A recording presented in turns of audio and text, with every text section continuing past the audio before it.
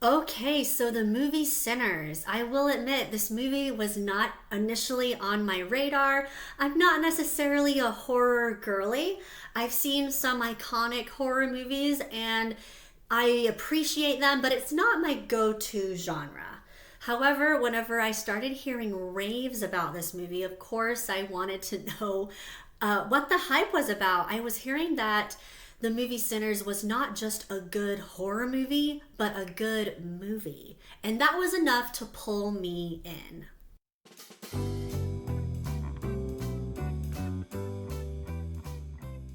Sinners is written and directed by Ryan Coogler, and if anyone has earned the right to go off and make a passion project, it is him. This movie is not based on a franchise or a book.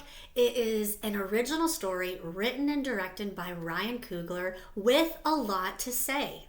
It's a genre-defying, blues-soaked, Southern Gothic horror film that owns its weirdness in the best way.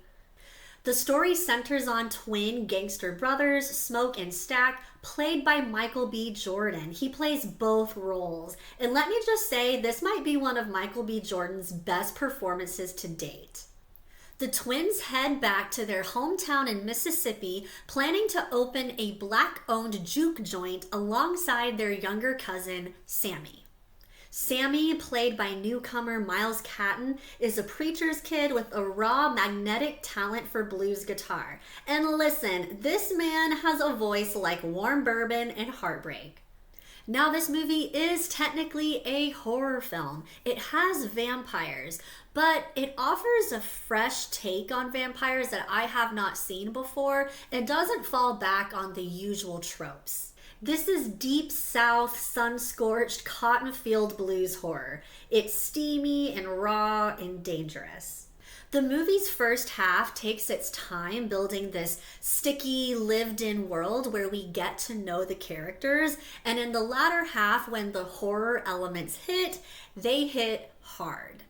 Another unique twist is this movie is borderline a musical. Not in the sense that people are randomly breaking into song, like singing out their feelings, but music as a theme is organically woven into the story. So you're seeing these performances happen in real time. The way the music plays alongside the visuals is just beautiful and well edited. There's even this fever dream rendition of Rocky Road to Dublin that I will be replaying on Spotify.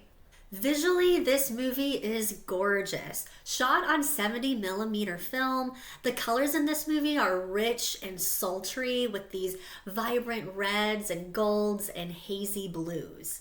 I saw this movie in IMAX and the wide shots of the cotton fields are beautiful and the production design and the costumes, it all feels authentic and immersive. Now, I will say the story does juggle a lot of threads, and at times it can feel a little messy, but at the same time, it's kind of a beautiful chaos. I also personally could have done without the sex scenes. But even with all of that going on, Coogler's direction covering various themes feels so assured. Sammy wants to break free of his religious trauma, and Smoke and Stack might be chasing money and power, but also respect, redemption, and love. There's heart behind the guns and the fangs. Hailee Steinfeld shows up as a love interest, and I think this is her best performance since True Grit. There's a scene in the second half that's a full-on celebration and tribute to the evolution of Black music and history, and it's all done in one continuous shot, and it's just visually stunning. It's one of those sequences that I think will eventually be posted on YouTube that people will be clicking to play over and over and over again till the end of time. And yes, the film does address racism in the Deep South in the 1930s, but it does so with nuance and not feeling too heavy-handed. These characters are trying to carve out something of their own in a world built to keep them small.